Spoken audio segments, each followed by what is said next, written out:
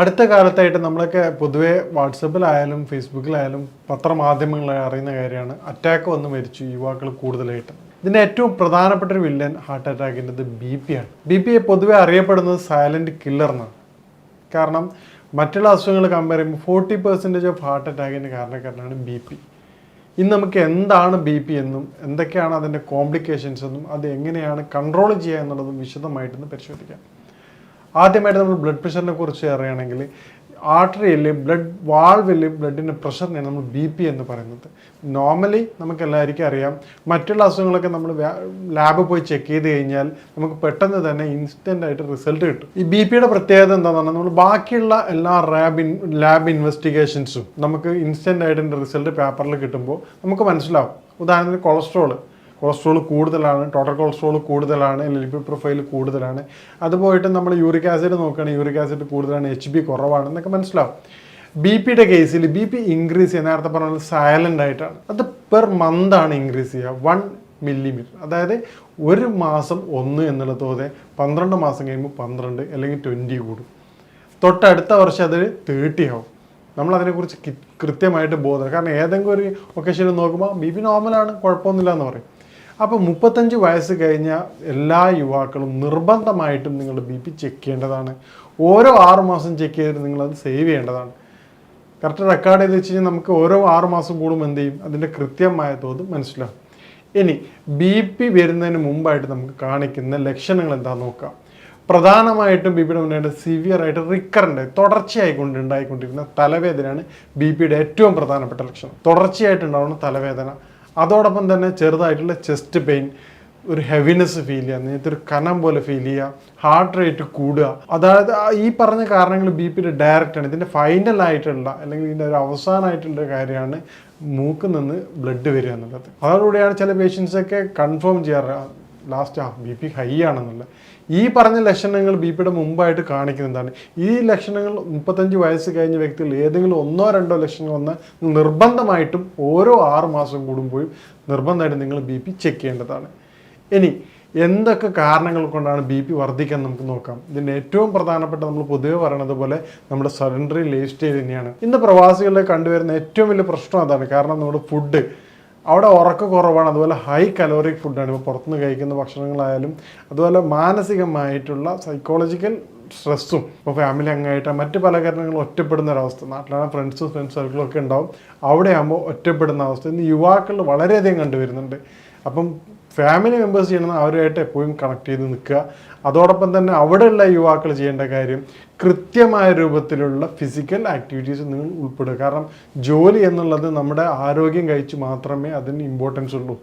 ശരീരം ഏതെങ്കിലും തരത്തിലുള്ള ലക്ഷണങ്ങൾ കാണിച്ചാൽ നിങ്ങൾ നിർബന്ധമായിട്ടും കൃത്യമായ ഫോളോ അപ്പ് നൽകി. ചില പേഷ്യൻസ് പറയണ്ട, ഡോക്ടർ BP അന്ന് കാണിച്ചിരുന്നു, ഞാൻ പിന്നെ മെഡിസിൻ ഒന്നും കഴിക്കാറില്ല എന്നറിയും. വളരെ കൂളായിട്ടാണ് പറയാറ്. അതിൻ്റെ കോംപ്ലിക്കേഷൻസ് എന്താണെന്ന് അറിയാത്തത് കൊണ്ടാണ് അവരങ്ങനെ ചെയ്യണത്. അതിൻ്റെ കോംപ്ലിക്കേഷൻസ് എന്താണെന്ന് നമുക്ക് വിശദമായിട്ട് അവസാനം പരിശോധിക്കാം.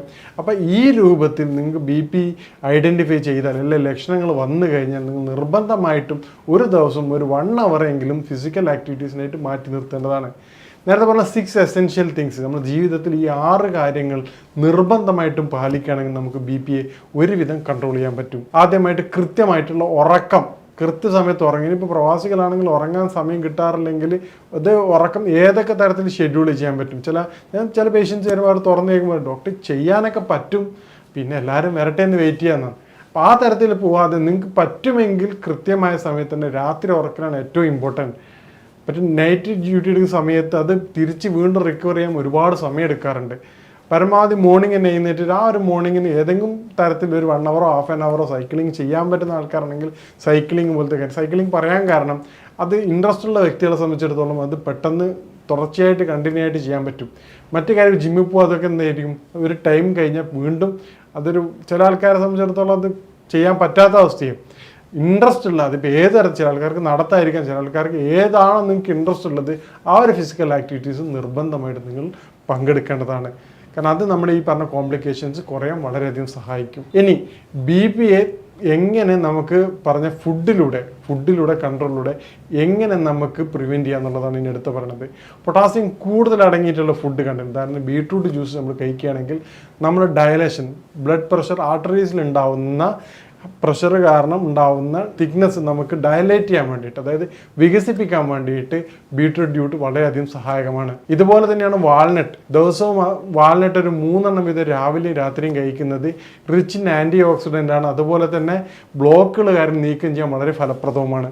അതുപോലെയുള്ള മറ്റൊരു പ്രത്യേക സാധനമാണ് നമ്മുടെ നാട്ടിലുള്ള വെളുത്തുള്ളി. അവിടെ ഗൾഫ് കൺട്രിയൊക്കെ സുലഭമാണ്. 2 ഇതള് ഡെയിലി തേൻ 1/2 ടീസ്പൂൺ കഴിക്കുകയാണെങ്കിൽ ഈ ബ്ലോക്ക് വളരെയധികം മാറിക്കണ്ട്. അതിൻ്റെ കൂടെ തേൻ്റെ കൂടെ തന്നെ നിങ്ങൾക്ക് ആസിഡ് വിനെഗർ ചേർക്കുകയാണെങ്കിൽ ഇത് 3ഉം മികച്ച ഒരു ബ്ലഡ് വെസൽസ് ക്ലീനിങ് ആണ്. പ്ലാഗ് കാര്യങ്ങളൊക്കെ പൂർണ്ണമായിട്ടും മാറ്റാൻ സഹായിക്കാറുണ്ട്. ഈ രൂപത്തിൽ നിങ്ങൾ ഡയറ്റ് ഒന്ന് ചെറുതായിട്ടൊന്ന് മോഡിഫൈ ചെയ്യുകയാണെങ്കിൽ നമുക്ക് ഭക്ഷണത്തിലൂടെയുള്ള BP പ്രതിരോധിക്കാൻ ഒരുവിധം പറ്റും.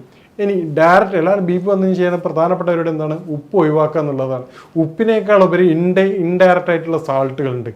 ഉദാഹരണത്തിന് പപ്പടത്തിലുണ്ട്, അച്ചാറിലുണ്ട്, അതുപോലെ ഏറ്റവും കൂടുതൽ നമ്മൾ അറിയാതിരുന്ന പ്രോസസ്ഡ് മീറ്റിലാണ്. കാരണം പ്രോസസ്ഡ് മീറ്റിലുള്ള കെമിക്കൽസിൽ ഉപ്പ് കാരണം അത് കേട് കൂടാതിരിക്കാൻ വേണ്ടിയിട്ട് കൂടുതലായിട്ട് ഉപയോഗിക്കുന്നുണ്ട്. അപ്പോൾ പ്രവാസികളിലൊക്കെ ഈ സാൾട്ടഡ് ആയിട്ടുള്ള ഐറ്റംസ് പരമാവധി ഒഴിവാക്കാൻ വേണ്ടി ശ്രമിക്കേണ്ടതാണ്. ഇനി BPയുടെ കോംപ്ലിക്കേഷൻസ് നമ്മൾ പരിശോധിക്കുകയാണെങ്കിൽ ഏറ്റവും പ്രധാനമായിട്ടുള്ളത് ബ്ലഡ് വെസൽസിൻ്റെ ഹാർഡിങ്, അതായത് ബ്ലഡ് പ്രഷറിൻ്റെ വലുപ്പം അത് ചെറുതാക്കാണ്. ഇതിലൂടെ ശരീരത്തിൻ്റെ ഓർഗൻസിലേക്ക്, കൃത്യമായ അവയവങ്ങളിലേക്ക് കൃത്യമായ ബ്ലഡ് സർക്കുലേഷൻ ലഭിക്കാതെ വരും. ഇതാണ് BPയുടെ ഏറ്റവും പ്രധാനപ്പെട്ട കോംപ്ലിക്കേഷൻസ്. ഇത് നമ്മുടെ കാർഡിയോവാസ്കുലർ സിസ്റ്റത്തിന് ഹാർട്ട് ഡിസീസിന് കാരണമാവും. ഇതേ മെത്തേഡ് തന്നെ നമ്മുടെ റീനൽ ഫെയിലറിന് കാരണമാവും. ഇതേ പ്രയാസം തന്നെ കണ്ണിൻ്റെ നെർവസ് സപ്ലൈൻ്റെ കണ്ണിനുള്ള വിഷ്വൽ ഡിഫിക്കൽറ്റി കാരണമാവും. ഇതാണ് BPയുടെ ഏറ്റവും പ്രധാനപ്പെട്ട കോംപ്ലിക്കേഷൻസ്. ഇതിന് സ്റ്റേജസ് നോക്കുകയാണെങ്കിൽ വ്യത്യസ്തമായ തരത്തിലാണ് അത് എഫക്റ്റ് ചെയ്യണത്. പ്രധാനമായിട്ടും നമ്മൾ പറയുന്നത് ഈ ബ്ലഡ് വെസൽസിൻ്റെ ബ്ലോക്ക് ക്ലിയർ ചെയ്യാന്നുള്ളത്. നേരത്തെ പറഞ്ഞതുപോലെ ആ ഒരു ബീട്രൂട്ട് ജ്യൂസ് അതുപോലെയുള്ള പ്രിക്കോഷൻസ് ഉപയോഗിക്കുകയാണെങ്കിൽ ഒരു പരിധി വരെ നമുക്കത് തടയാവുന്നതാണ്. ഇനി നേരത്തെ പറഞ്ഞ പ്രധാനപ്പെട്ട കാരണം മെഡിസിൻ കഴിക്കാറില്ല എന്ന് പറയും. BPക്ക് നിങ്ങൾ കൃത്യമായ മെഡിസിൻ കഴിക്കാറില്ല എങ്കിൽ അത് വളരെ പെട്ടെന്ന് തന്നെ കോംപ്ലിക്കേറ്റഡ് ആവുകയും ഈ പറഞ്ഞ സഡൻ ഡെത്തിന് പോലും അല്ലെ കാർഡിയാക് അറ്റാക്കിന് പോലും കാരണമാവാറുണ്ട്. മറ്റ് അസുഖം പോലെയല്ല, BPയുടെ മരുന്ന് നിങ്ങൾ തുടർച്ചയായിട്ട് കഴിക്കേണ്ടതാണ്. അതുപോലെ തന്നെ നമ്മൾ കൃത്യമായ രൂപത്തിൽ BP മോണിറ്റർ ചെയ്യേണ്ടതാണ്. നമുക്കിപ്പോൾ ഇന്ന് മാർക്കറ്റിൽ പലതരത്തിലുള്ള BP അപ്പാരറ്റസ് അവൈലബിൾ ആണ്. നമുക്ക് സെൽഫായിട്ട് തന്നെ നോക്കാം. പ്രവാസികളാണെങ്കിൽ നിങ്ങൾക്ക് നിർബന്ധമായിട്ട് വാങ്ങി വെച്ച് ചില പേഷ്യൻസ് വരാറുണ്ട്, ഡോക്ടറെ നിങ്ങളടുത്ത് ടെസ്റ്റ് ചെയ്യുന്ന സമയത്ത് BP നോർമലാണ്, മറ്റു പല ആവശ്യത്തിന് പുറത്ത് ടെസ്റ്റ് ചെയ്തപ്പോൾ ഹൈ ആണ്. കാരണം ആ പേഷ്യൻറ്റ് തുടർച്ചയായിട്ട് വരുന്നതുകൊണ്ട് നമ്മളൊരു നല്ല അറ്റ്മോസ്ഫിയർ ആയിരിക്കും, പേഷ്യൻറ്റും ഞാനും തമ്മിലുള്ള ഒരു റിലേഷൻ അങ്ങനെ ആയിരിക്കും. പക്ഷേ പുറത്ത് പോകുമ്പോൾ ചിലപ്പോൾ അവർക്ക് ടെൻഷൻ ആയിരിക്കും, BP ഉണ്ടോ ഡോക്ടർ, എന്താണ് ഇങ്ങനെ നോക്കണം എന്നുള്ള. അപ്പോൾ അത് നിങ്ങൾ വീട്ടിൽ നിന്ന് ടെസ്റ്റ് ചെയ്യുന്ന സമയത്ത് നോർമലും പുറത്ത് പോയിട്ട് ടെസ്റ്റ് ചെയ്യുന്ന സമയത്ത് അബ്നോർമൽ ആയിരിക്കും. അപ്പോൾ ആ ഒരു തരത്തിൽ ടെൻഷനുള്ള പേഷ്യൻ്റ് ആണെങ്കിൽ നിങ്ങൾക്ക് BP അപ്പാരറ്റസ് വീട്ടിൽ വാങ്ങുകയും വീട്ടിൽ തന്നെ കൃത്യമായ മോണിറ്ററിങ് നടത്തുകയും ചെയ്യേണ്ടതാണ്. BP നോക്കുമ്പോൾ പ്രധാനമായിട്ട് ശ്രദ്ധിക്കേണ്ട 5 കാര്യങ്ങളുണ്ട്. ഉറങ്ങി എഴുന്നേറ്റ ഉടനെ നിങ്ങൾ യാതൊരു കാരണവശാലും BP നോക്കാൻ പാടില്ല. ആ സമയത്ത് BP ലോ ആയിരിക്കും. BP നോക്കണതിന് മുമ്പ് സ്റ്റെയർ കയറി ഇറങ്ങുക, കുറച്ചൊന്ന് നടന്നതിന് ശേഷം BP പെട്ടെന്ന് നോക്കാൻ പാടില്ല. ഒരു 10 മിനിറ്റ്സ് എങ്കിലും വെയിറ്റ് ചെയ്തതിന് ശേഷം മാത്രമേ BP നോക്കാൻ പാടുള്ളൂ.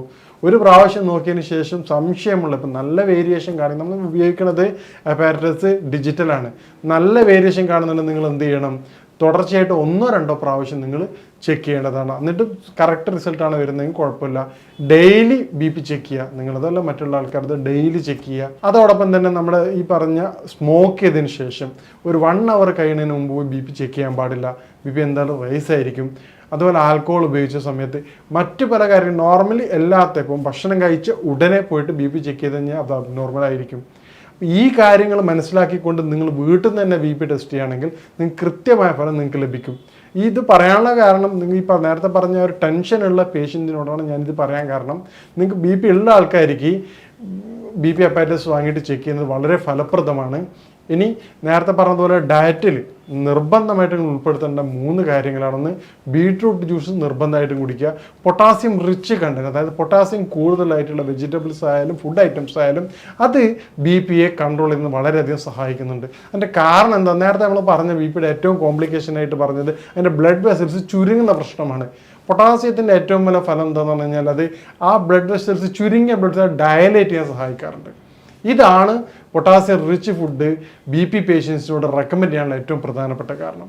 ഇനി BP ആയിട്ട് ബന്ധപ്പെട്ടിട്ടുള്ള കാര്യങ്ങൾക്ക് അതുപോലെ ഇതുമായിട്ട് ബന്ധപ്പെട്ട എല്ലാ സംശയവും കാര്യങ്ങളും നിങ്ങൾക്ക് ബന്ധപ്പെടാവുന്നതാണ്. ഇനി മറ്റൊരു വിഷയമായിട്ട് കാണാം.